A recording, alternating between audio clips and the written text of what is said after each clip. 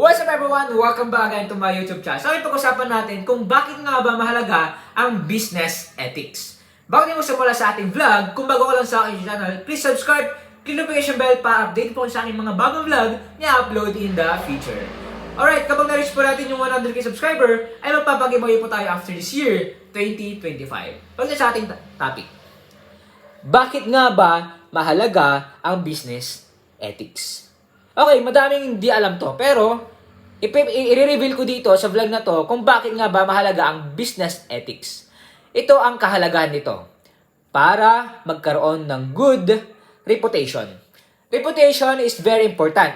Credibility is very important. Dahil if mataas ang credibility mo, mas malaki ang magtitiwala sa'yo or mas madami. Especially the bank o kaya naman the government or any institution na may pera. Bago tayo matapos sa ating vlog, if you want to buy this book, please click the Facebook page official link at mag-message lang po kayo. Salamat po sa inyong panonood and God bless!